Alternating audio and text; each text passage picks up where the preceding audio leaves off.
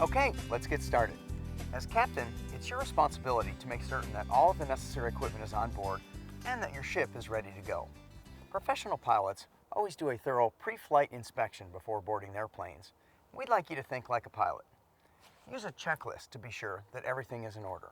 Now you can make up your own checklist from our suggestions and refer to it before each outing to be sure you're prepared. In particular, you'll want to be sure you have all the required equipment on board. This can vary from state to state, so be sure you check the regulations pertaining to your area. A good reference is the U.S. Coast Guard's Boating Safety Resource Center website.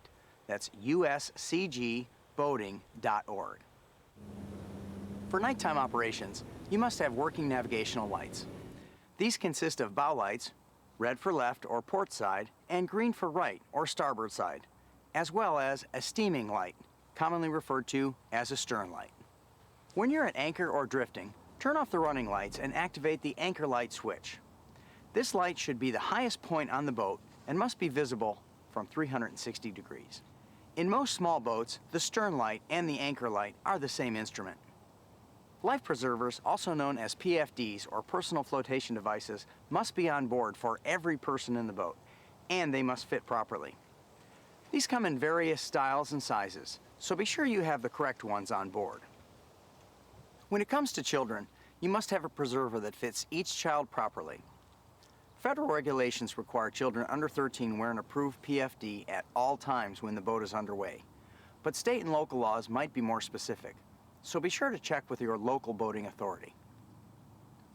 Every boat over 16 feet, except canoes and kayaks, must have an approved Class 4 throwable device. The most common is a cushion. Remember, this does not count as a PFD, and again, it must say approved on it. On board any boat with a gasoline or diesel engine, you must have a workable fire extinguisher.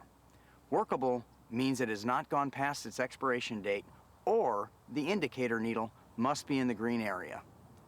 There are also regulations pertaining to the proper size and type for your particular boat, so be sure to ask your dealer exactly what you need.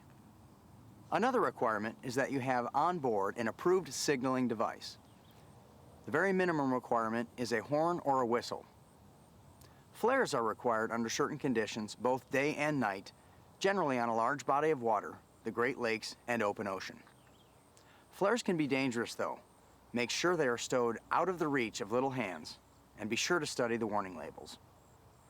Flares will have an expiration date, so be sure to check them, and treat a flare just like you would treat a gun. Never point one at persons or other boats. Keeping everyone's safety and comfort in mind, we also recommend that you carry the following items: a first aid kit, an anchor and anchor line, a paddle or other forms of propulsion. Your trolling motor works fine for this.